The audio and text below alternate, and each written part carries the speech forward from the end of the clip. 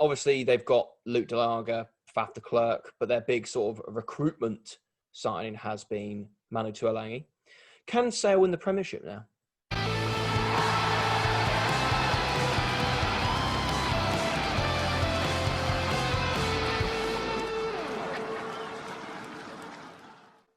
If Leicester want to win the Premiership, they are not going about it the right way, really. They are screaming London Irish from 5 years ago, where they lost a lot of players and they've replaced them with players that aren't going to hang around. And that nicely transitions on to London Irish. As I say, like, I've supported London Irish ever since I got into rugby when I was 11. And we were up and up and up. We peaked at 2009 and then we went off a cliff. And if you've stayed around and you've supported Irish for as long as I have, you'll have seen the likes of Yard, Joseph, Armitage, Gibson, Laheath, Corbisiero, Kennedy, Armitage, Stefan, Dellon, Takibow, Cock and a Singer, Anthony Watson, Marcus Watson. Like, I could go on. I could name on and on. But I think for me, I'm going to be very positive about Irish. Irish sort of always kind of have this notion of like, oh, they're just like, everyone's like fun sort of jokey team, like the Exiles, blah, blah, blah. But I generally think this Irish, the signings we've made this year have been the best signings for a while. And I'll put that in a moment. But those guys, if you've been an Irish fan, as I've said, we used to lose on average so many players every year that are massive, massive key players in our squad. But just very quickly on that, we released a few players. Like, we got rid of Bryce Campbell, who's an average centre. We got rid of Pat Cilliers, who's an average prop. Fianga, who's been terrible for us in a nutshell, coming across from Australia. Been quite like Franco van der Merwe at 36 retired. He's moved on. Freddie Vikaratani, who we got from Fiji Daruma in the NRC. Very exciting, but never made it, as opposed to Albert Tuisui that came with him. Stephen Myler's the big shot for us because at 35, he was our starting fly-half because Paddy Jackson was really struggling, and I'll talk about that in a minute. Stott Skills, another one that's a bit of a thing that we didn't need him. Tom Stevenson's also left. But again, these are average players that Irish have let go. So it's not like our big players. Like, they were talks about when Danny Hobbs-Oemi's got signed for Northampton Saints. Again, he's our backup prop. He's a championship level prop that we had on our things. And that might sound harsh, but I just want to come from a point of being an Irish fan of, we have made sensible signings. Tom Home is a brilliant signing for us. At 30 years old, yes, he's not young, but he knows how Irish work. He made his debut at 17. He's got a hat-trick on his debut at 17. He's one of the highest point scorers for us. He was there when the times were good and the times weren't bad, and that's when he moved on to Bath. Matt Cornish at Ealing Trailfinders is a great pickup. He's had a great championship campaign in hooker. Charlton Kerr's the luckiest bastard alive at the moment because obviously England Sevens have cut their funding. He's picked up a contract. Very exciting winger. Big. I think he might even play outside centre as a backup. That provides that strength and depth. And then the big name signings we've made, first of all, is Rob Simmons. And again, you can sort of, people might be critical, well, Simmons is coming for the cash. He's old. He's slightly past it. But yeah. But when Irish were good, they had Nick Kennedy and Bob Casey in the second row. Not the best locks ever, but together they were incredible. The 4 Wallabies locks from the World Cup now don't play in Australia. 2 of them are at London Irish. And that sort of, and you can read whatever into that. Coleman's probably on £900,000. He's made a massive, massive difference for us in the second row. He's such a good player. Rob Simmons will come in and do a job for us while we've got the young guys in behind him to come up and bring up from the river. Austin Crevy's another one that people have been like, oh, that's a good sign. That's not a great sign. He's 35. But over the last 5 years, Austin Crevy has the second highest turnover rate, so jackling rate. The only other brother player from that is Malcolm Marks. And you can say, well, Malcolm Marks is probably one of the best hookers in the world, if not the best. So Crevy's a great pickup for us. He's got experience at the highest level. And then just very quickly on also picking up Ross Nell, who's currently playing in the MLR for Seattle, who's been around. He looks jacked to absolute crap. Looks brilliant. And then Sed the Chavez in the second row from Newcastle's coming on a loan deal, which is great. Strengthens the second row. And if we've been linked with Carl Eastman, who as soon as I saw Carl Eastman, Lou from Leicester, I was like, Irish have to sign him. he would be an incredible pickup to provide some competition for Hepatima and Rona, who are good, solid centre combinations who are going to keep Irish in the Premiership. As an Irish fan, if you're sat there and going, I want Irish in the top 4 and the top 6, you're shooting in the clouds. I want Irish to stay in the Premiership for the next 3 years, and then the 4th year, we then look to push up. We get the guys like Naholo, like Sean O'Brien, who are going to bring up the likes of Hassel Collins, Tom Parton, Ben Double, who's talked about as the next big thing in the back row. Yes, you could say we're finding a hole, but these guys are going to bring so much valuable experience. Irish aren't going to win the league. They're not going to get in the top 6. And fucking hell, I don't want them in the top 6 because we die in the Heineken Cup. But if we could get to the latter stages of the Challenge Cup, brilliant. If we can stay up next season, because we will probably be in the discussion for relegation, but Irish have moved on from that, I think. We've signed some seriously good quality players. We're 8th at the end of the day, at the moment, as the restart. So we can stay 8th. I'll be buzzing. I know I've sort of rambled on, but as an Irish fan that suffered of repeatedly getting relegated, losing all our players. Now we've got a stable base. We've got some really good players in there. We've got some young players. We've got some experience. We've got a bloody World Cup winner, a 2-time World Cup winner on our wing. Come on. Like, you say what you want about him. I love Naholo, but 3 tries in 9 games, I'll take that. But there you go. That's my Irish rant over. I mean, you can disagree with some of what you've said, Johnny, but the core principle that Irish are going about, like, it's if you see rumours that Irish are really struggling for money. You see confirmed things that they're signing ex/current internationals for probably large contracts. There's all sorts of questions that you can ask and like fears you can have with regards to that. But going back to the team cohesion point, yeah, frankly, you've got Wallaby tight head as of the last 10 years. You've got Wallaby second row as of the last 5 years. Bringing in another superstar Wallaby tight 5 forward, that is helping team cohesion as well as being a superstar signing. They're doing, like, it all looks quite weird and quite random when they just get linked to some of these names. And I remain to be convinced as to how useful Creevy is going to be as a player on the pitch. I think it'll be very, very useful as a guy on the training ground. And depending on how much he enjoys his time there going forward, because I suspect he's one of those who'll be a very, very good coach when the time comes. But I think there's a lot to be optimistic about with London Irish. And I also really, really agree with you that you do not want to qualify for the Champions Cup, because it's been a thing. It's happened almost every year since this new Champions Cup format was devised. That English team that squeaks in at 6th, that is not as good as the top 5 and is nowhere near as good as the other top teams that end up in the Champions Cup. They get seeded last and they spend 8 weeks a year being pumped by almost international teams. And it just, like, they have to play the best teams because it's the highest level of competition. And it just takes too much out of them. So I think the really absolute best case scenario for London Irish, finish 7th, look good, don't have any proper catastrophes. The only thing I'm worried about is fly half, if I'm honest. Yeah.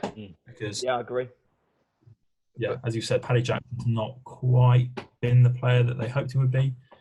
Well, he's on £500,000, so I hope he can pull his socks off. Like, as I say, like Stephen Myler's, Kidney and Kiss really like Myler, and Myler got us out of the championship, and he's a flipping decent player. I think Northampton fans would have been quite upset when they let him go because he had still so much to offer them as a third choice with bringing Grayson and Priestland through. But as I say, if we can get Carl Eastman in there sort of help, Jackson just needs to be told that he is the fly half.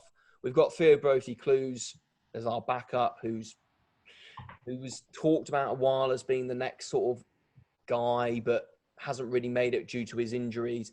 We might pick up another fly half, we don't know, but as I say, yeah. Yeah, there's certainly a lot to be said for becoming the fly half. You do every single first team run through in training. You don't have to, there's no like talk in the background, or is he going to get dropped if he has a bad game? That's a very real thing and should be helpful for Jackson. Having a Premiership winner, experienced player training alongside you, that you know that every moment of Jackson's time while Myler was there, he will have known, well, if I make any mistakes, they've got this guy who everybody trusts, but now they'll just bring him in and that'll be that. So Jackson won't have been playing as well as he could have been. I think probably still a bit chastened after what happened, and maybe rugby wasn't the first thing on his mind. He was just a bit grateful to be there. So becoming a bit more of the focal point of the team, a bit sort of similar to Vitoye really, but that can only help. I don't want London Irish to finish 6th. No. And I just think last thing really for me, and I'll probably push it on unless John and Joe want to say anything after me, it's just like when Irish were good, you think Irish got to the Premiership final, their flying half was Mike Catt. Mike Catt was 37-38 when Irish were at quality. And I think all he did at 10 was distribute and pass. And we had Mapasua, and just on Mapasua, massive congratulations for him to be the next Samoa coach. Samoa, brilliant, absolute stalwart of Irish, one of my favourite players of all time. But like, Jackson just needs to just sit there. He's got Hepatima. If we get Eastman, we've got Eastman. You've got Rona outside of him. Like, he'll either have Meehan and Phibbs inside of him, like good players to take on distribution roles. It's not everything that's on him. He doesn't have to be the centre of attention. Waiseke and Aholos are, and Sean O'Brien, those are the guys everyone's looking at going, come on. Like, and if those two perform, Irish will be absolutely fine. But as I said, Irish, go out and win a few games, but don't win too many that we put ourselves in a position where we're going to struggle next season. Moving on to Northampton then, and Northampton we probably don't spend that much time because they've been relatively very quiet in the transfer market, really. As I mentioned, is the Irish stuff with Danny Hobbs when we coming across at props are a good little pickup for them. Nick Alterac as well, coming across some Harlequins. Their big sort of acquisition is Nick Ezekwe, which we could probably come back to. But I kind of really wanted to start really with how much they're going to miss Cobus Reinach as he's gone to Montpellier. Well, less than they would have if he'd not been there last season. Now that Henry Taylor should be back fit, having had quite a serious injury, basically missed all of this previous season. I think he's not Cobus Reinach, but he's not going to put a hole in the team and stop them getting the ball out to the backs or slow them down too horrendously. And he's a decent running threat in and of himself. It will change how they play. They will not be as good, but it won't. I don't think it will slow them down too much. They'll just put the focus somewhere else. Stay in the top 4, do you think? Yeah. They're pretty settled as a team. There's not much changing there. There's not any huge names coming in, like but there's nothing really changing. And I just think they're quite a settled team, and they've obviously lose Bigger and a few others, but they don't lose huge amounts to internationals. So I think they're probably quite a good, out of all the teams in the Premiership, they're probably quite a good solid squad and good cohesion amongst them all.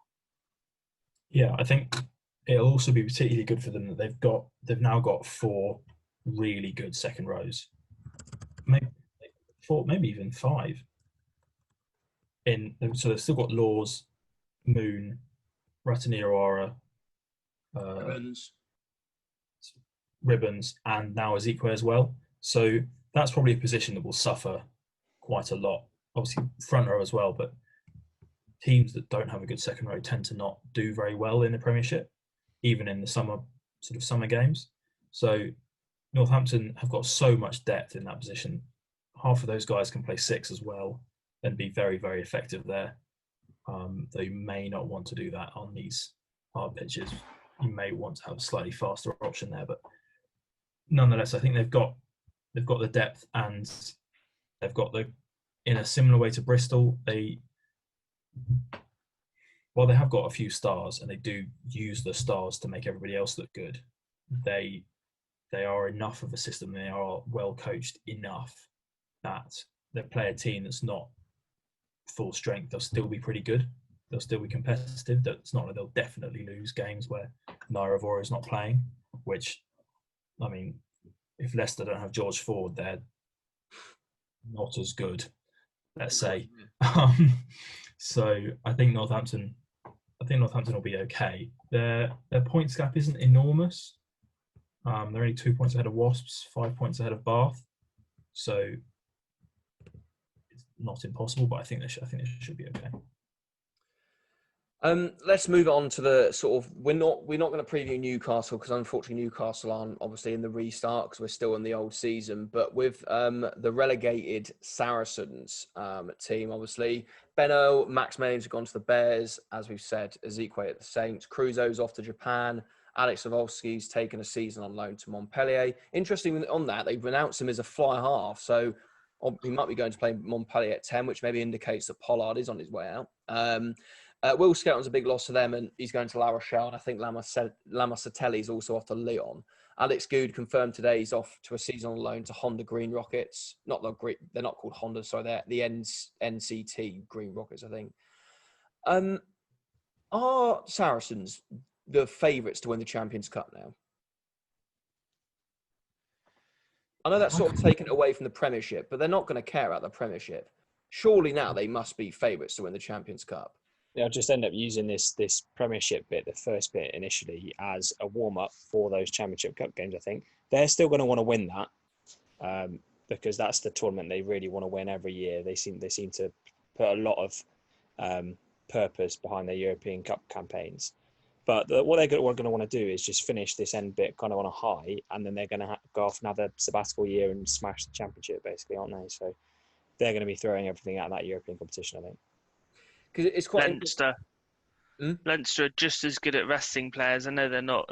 I mean, they wrapped Johnny Sexton up in cotton wool, apart from when he's playing internationals or in the Champions Cup. So, I hope Leinster win for the sake of. Oh, please! I don't know.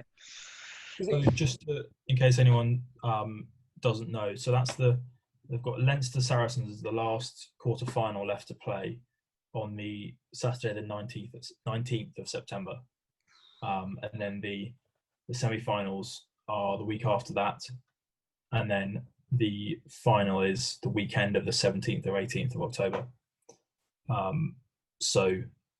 And then immediately after that Champions Cup final, I think might be the end of the Premiership, and then it goes straight into that long international window to finish off the Six Nations, just to give people a bit of a timeline of how the rest of this autumn's going to go. If we can 30 degrees at 9 o'clock at night. Just very quickly before we do move on, have Saracens generally been punished enough, do you think? Because if you look at their squad, they've still been able to retain Lewington, Maitland, Owen Farrell, Atoje, Mako, Billy. They are going to play. They might potentially win the Champions Cup. They then go into the championship where Ealing have obviously, they've signed some players, but they've also lost a lot of their first teamers to Premiership clubs like Quins. Have they? And then the Saracens have announced they're going to play the Stormers. I mean, they're allowed to play the Stormers. That's entirely outside of Premiership Rugby's control. They can do whatever they like as a pre-season game. I watched them play the Ospreys in London 2 years ago now, was it? It's a mid-season, that game, though, isn't it? Well, yes and no. If it's a free weekend, then they can do what they want, and they probably want their top players to get some test-level rugby in before the Lions. And what? You're saying that Jersey Reds aren't going to give them a game? Well, I think the Jersey Reds will give them a game. On whether they've been punished enough, I think is sort of academic, because it's all the whole, as the Miners report sort of showed. I don't know how much any of you have read or sort of read into it,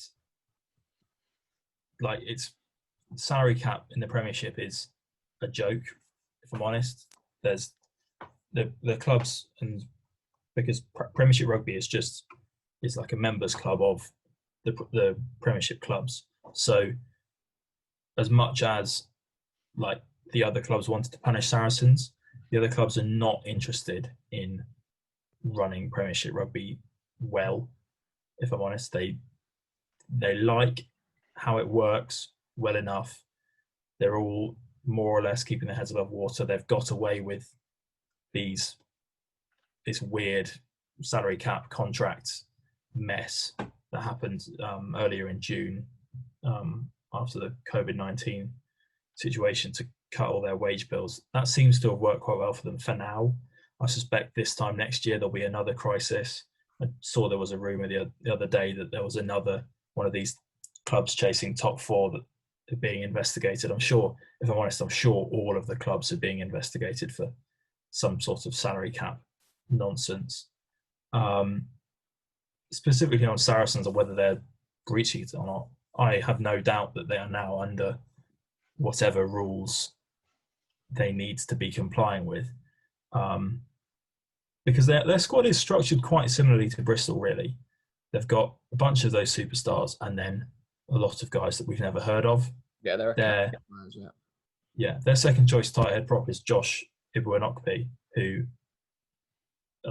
has come out of the academy and he's good and he's a big guy and he's talented, but he's not earning more than, well, I have no idea what he's earning, but he's not earning enough to be significant on the salary cap. Yeah, he's not earning Vincent Koch money or well, no, exactly. So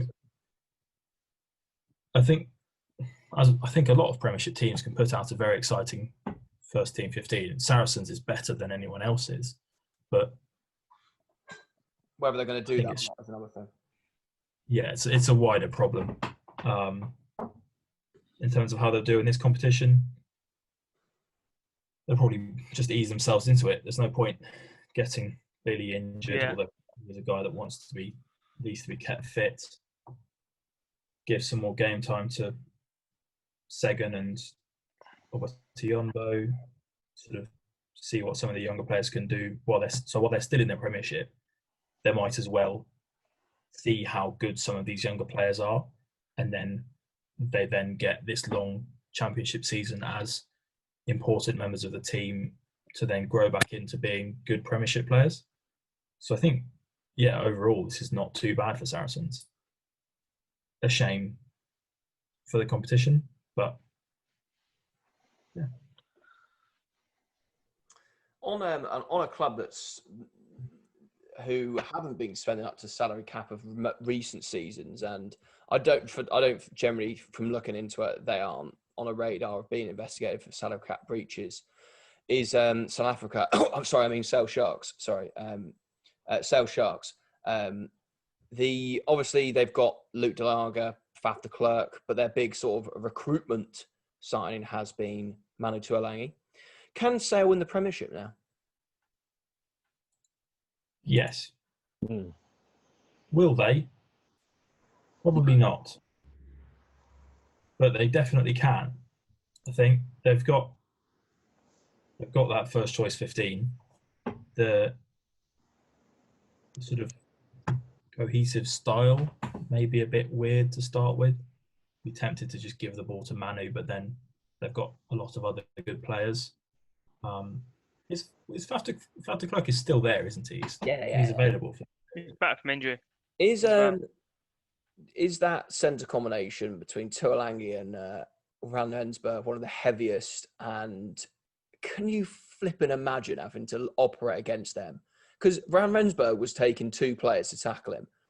Apparently, Diamond has said that Manu Tuolangi's 3 guys are taking him down in training, and he looks like he seems like he's on it and on it. That is fucking terrifying. Do we think they'll ever actually play together? Yeah. Or would you rather have Sam James outside Tuolangi? No, Sam James is going to be, see you later. It's going to be Tuolangi and Van Rensburg. But I think that just... It will be that on the games they have to win, they will play Ravensburg and Tuolangi together and go all out and brutalise teams. For the midweek games, they'll play Sam Hill at 12 and they'll play Sam James at 13. See, I don't think the just bash it up the middle of the centres will necessarily work. I just can't see that. Well, I think Sam James is class, but if you've got Manu Tuolangi, he's one of the best 13s in the world, you're going to probably play him at 13, aren't you? Yeah, but like, what does it do for your outside backs? I can't see their outside backs getting much ball. And then everyone knows what they can run over as many people as they want, but if the other opposition know what they're going to do. I think it plays into the outside backs' hands, because when you've got Rensburg and Tuolangi that are each potentially taking 2 or 3 men out, what that does is create loads of gaps outside of them. Yeah. So if you have your 10 to pass it out. Huh? If you have the 10 who's known for swinging those wide balls out the back and over the top, which... I think if they're sensible about it, there's definitely a way that they can. So if they're sensible about how they carry with Tuolangi and Van Rensburg, create gaps outside of them, and then just hit the wingers or hit the winger off first receiver immediately after that ruck, there's definitely a way that can be successful. It isn't just a case of they're just going to smash every single time. They're massive. They're both sensible players and have played at a high enough standard to know that that's not that alone. Games. And it won't be down to them, it'll be down to the team, but I just can't see them with their 10 just necessarily doing that at this stage. I don't know. It's a tough one. Yeah.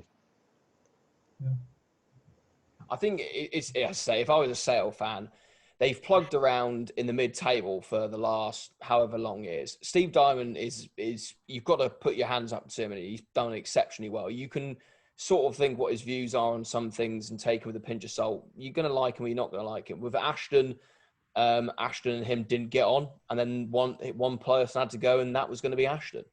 It wasn't necessarily down to money. It was more down to Ashton not agreeing with the way they wanted to play the game. But you have to admire what Diamond's operated on with a 32-man squad, with the spare academy lads are going to have. Like, they've decided they're going to go one way. That means in their cap, they're allowed then to sign the likes of Luke Diaga, the Duplessis, the Dupree twins, and obviously Rob Dupree. Like, their recruitment has been really good, and those guys have worked out, because both, let's say, just on the Duprees very quickly, they could have come in and been absolutely dreadful after being really good in Super Rugby, but they've been unbelievable. John O'Ross, again, it's been unbelievable for them. So that sort of correlation of keeping those guys fit and in together. I mean, they've obviously got the Currys. They had Mark Wilson last year. He's gone back to Newcastle. But even when Mark Wilson was necessarily fit, he wasn't really going to push himself into that team anyway, and never really got that opportunity. So they're in a really good position for me to push on. And again, it's similar to Bristol. I think this year's Premiership is going to be a step too early. I do think it's going to be Exeter. I think they'll stay in the top 4. But for me, it's next year. It'll be between Sale and Bristol for who wants that championship, I think.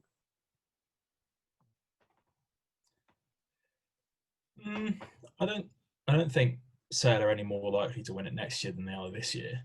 I think any of those top 3, Northampton may not quite. We never know, but some of the Northampton's results, they didn't win games that we expected to win, and they really struggled in games, in some of the more competitive games in the beginning half or beginning 3 quarters of this season. So I do think it's quite close between these top 3. Exeter are not that good in these summer months. It's one of the reasons why they generally tend to falter in that Premiership final. They aren't naturally built for playing in this hot weather, just in terms of how their style works. They don't score points quickly enough more than anything else. So teams can get away from them, and then Exeter haven't got the sort of game plan and the structure to keep up with them. Whereas I think Sale can do that. Like, Sale get more interception tries than anyone else in the league, or almost in professional rugby. Is something they can do. They can score tries from anywhere deep. They have got the power in that pack to particularly now with Luke Diaga, can score tries from driving balls. I think Sale are as competitive as anybody. Yeah, I think as I say, they've got the talent there now. It's been definitely a project. Whether they've had the experience in the last, as a group, yes, you've got World Cup winners in there, which are going to provide that level of experience, but still a lot of them, again, with Tuolangi as well in there as a World Cup finalist. They might have enough to get it in there, but they've not been the Premiership final since they last won it. So that's a factor you might want to consider. But they're going to be up there. They're going to be in the talking point. And the next team to really discuss that is going to be potentially for me as an outside bet to get in the top four is Wasps. Harry is the token Wasps fan in our group. Do you want to just quickly run through Wasps and thoughts on that? Yeah, I think they'll be interesting. They're another one of these. I think they're probably closer to outcome than process in terms of that spectrum. But because they have got this new coach and he did do very well. I can't remember his name now, but he did do very well having taken over from Steve Diamond. It's not especially clear if that was just Lee Blackett. Lee Blackett, yes. So it's new manager bounce is not a real thing. It tends to be a sort of regression to the mean. A coach and a team have been very unlucky for a period of time, have lost more games than they really should have. The coach gets fired, and then the sort of law of averages and the general quality of that team that existed already means that they then they're reasonably likely to then win the next game, and they sort of everything evens it out in the end. So the firing of the coach looks like the thing that's made the difference, whereas in fact it might be, but it's also generally a sort of quirk of statistics.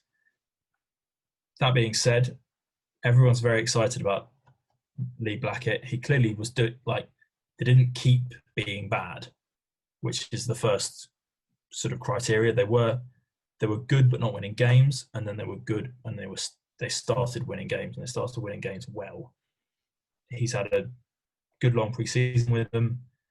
They've still got some very, very good players. Ryan Mills is going in terms of sort of hype to impact.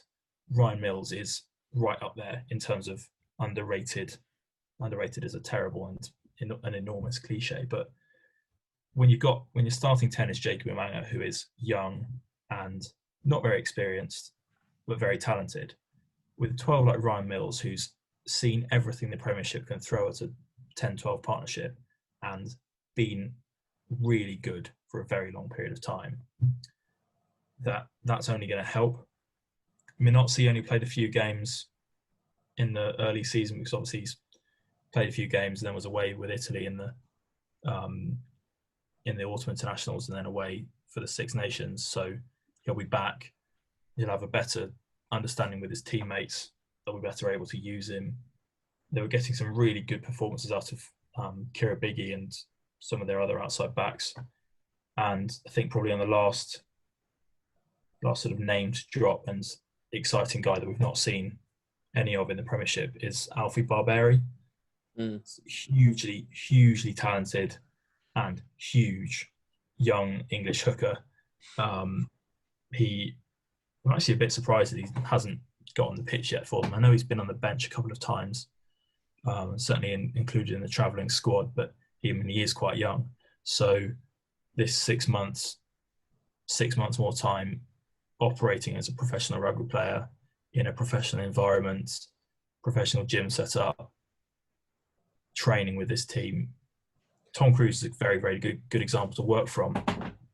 I think we could see this be a bit of a show for Barberi, given that they're going to have to rotate that front row. So more excited for him than anyone else out of this Wasps team. As I say, I think if you're a Wasps fan, again, it's that you're more positive than you need to be worrying about what's behind you. I think they're in a way is up. I think they're in a unique position where they're probably one of the sides you could probably compare to from Super Rugby and particularly the New Zealand teams, because I really hope that Blackett continues to play Jacob Umunga as much as he can at fly half, because he is seriously one of the breakout stars of this Premiership. He's been superb.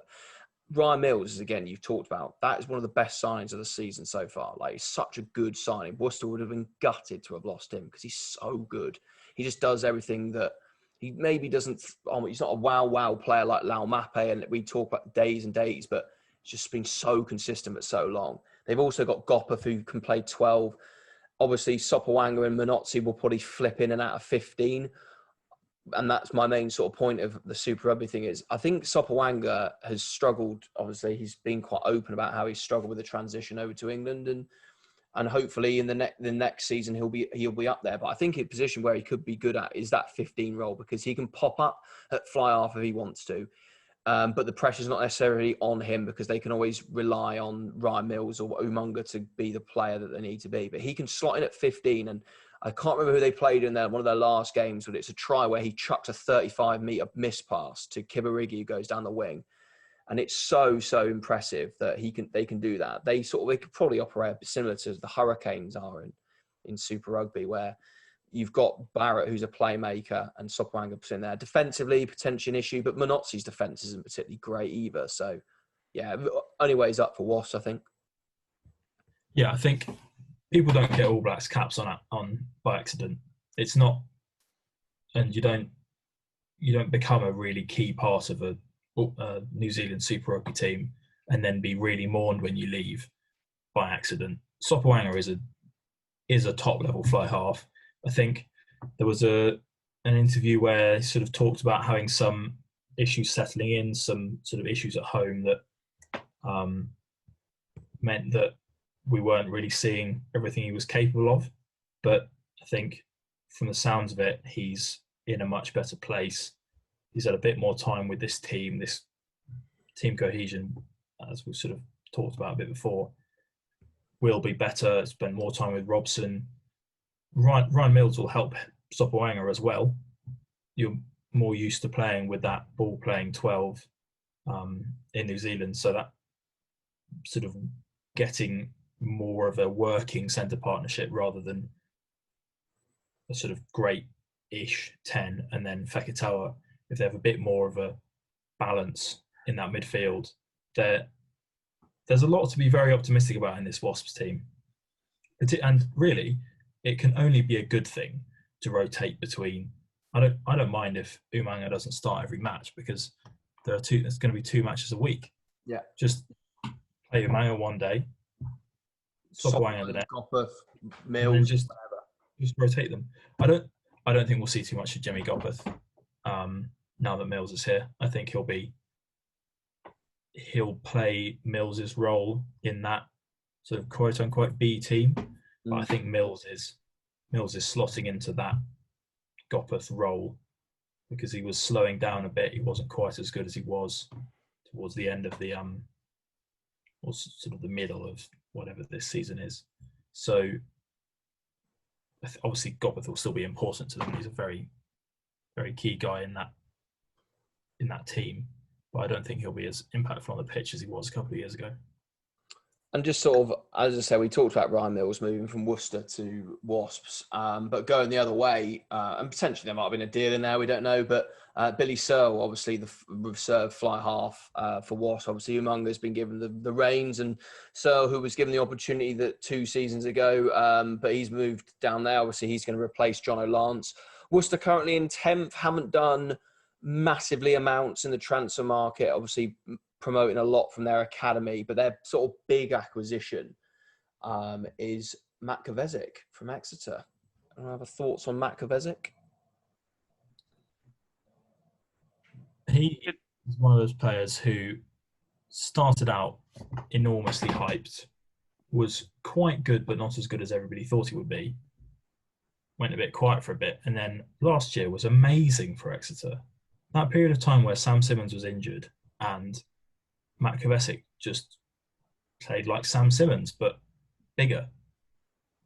It was very, very weird, if I'm entirely honest, because I didn't think he had that in him. Joe, you might have a slightly different, more nuanced understanding of Kovacic, him having been at Gloucester for a while, but he's a much better player than a lot of people give him credit for.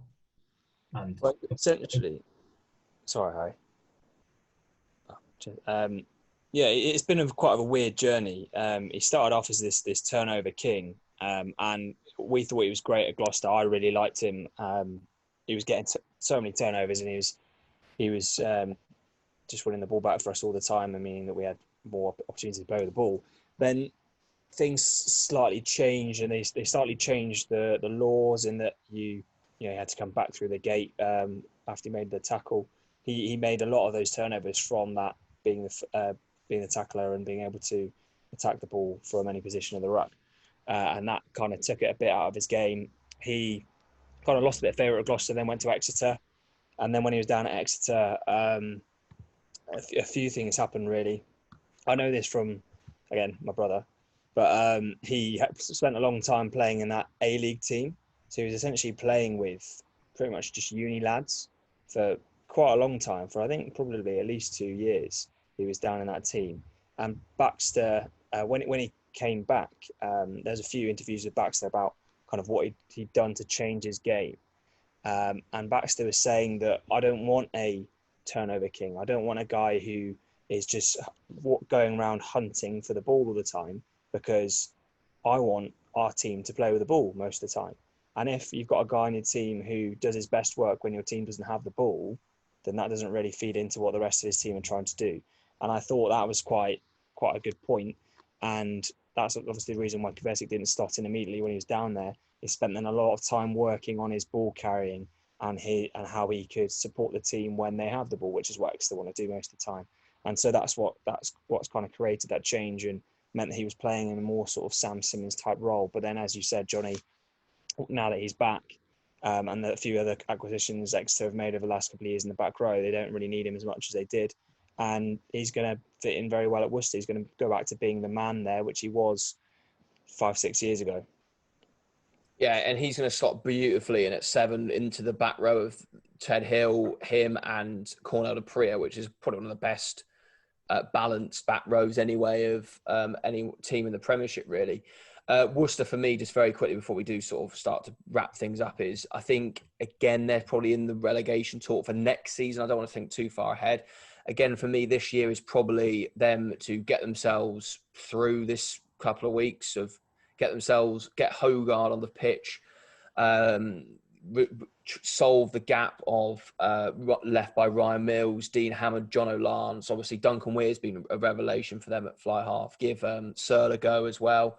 Rotate, hopefully not have any injuries. Give the likes of Aaron Kitchener a go in the second row. We've seen how big he is.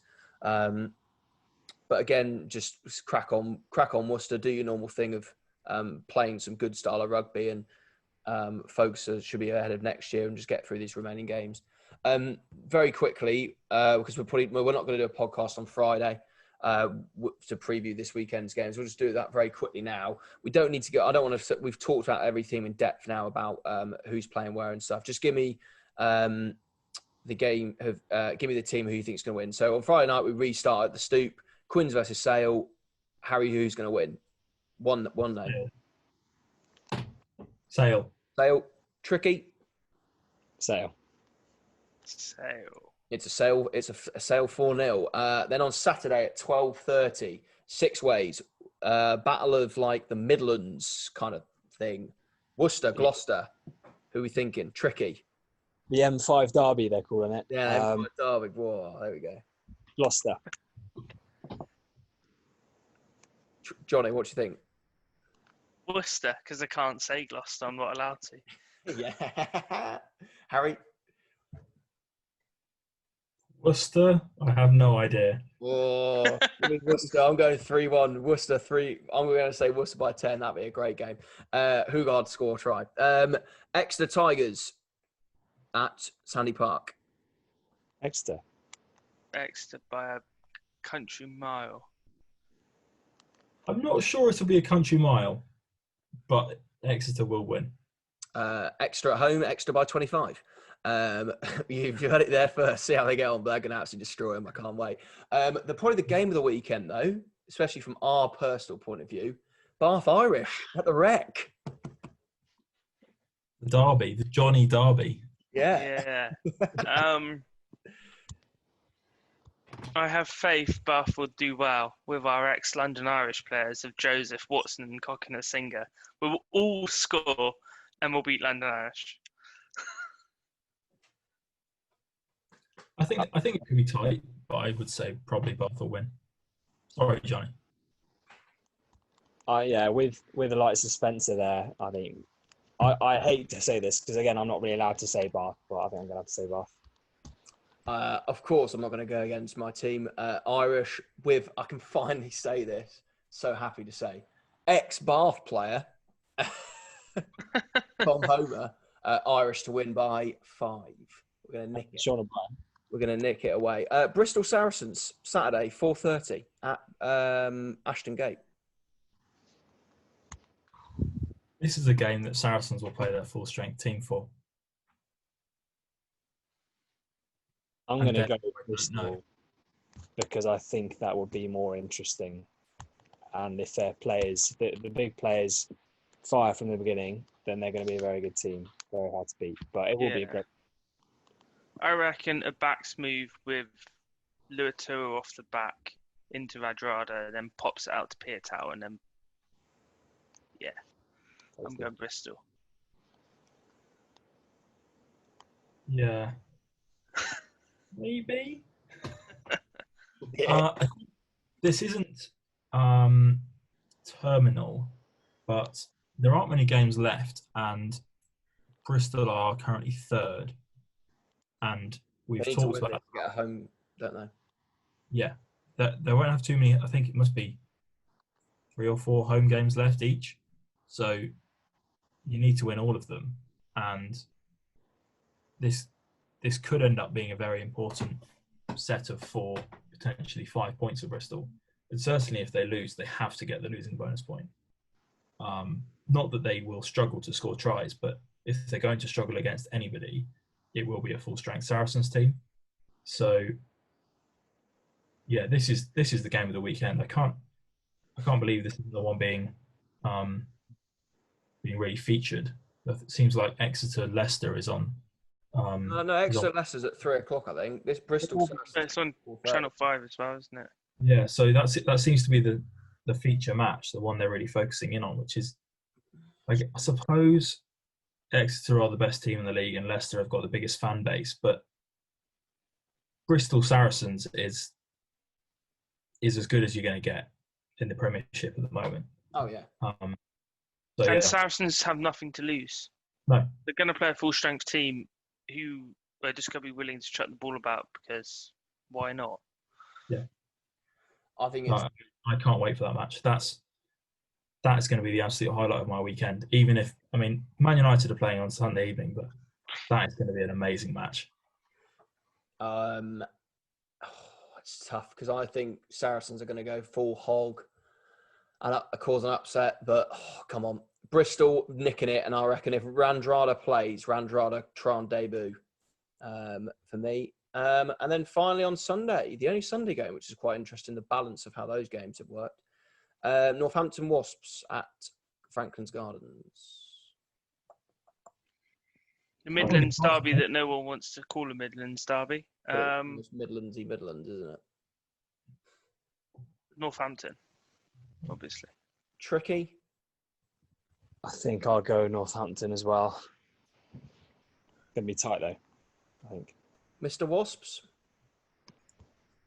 Yeah, I think Wasps can do this. They have been a team that will struggle a bit with player availability. They have had a bit of time with Lee Blackett. I think they'll be.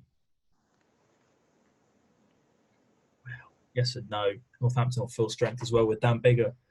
Oh God, I'm worried now.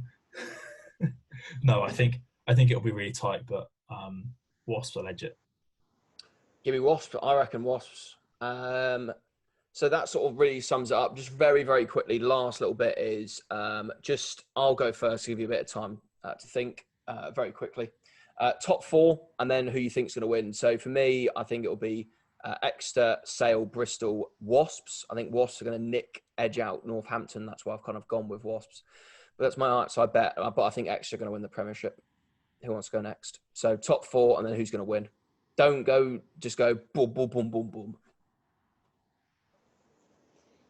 I'm going to go for what it is now. I think that it's going to be tough to move those teams, and if they play as they are. So Exeter, Sale, Bristol, Northampton, with Exeter winning. Exeter, Sale, Bristol, Bath.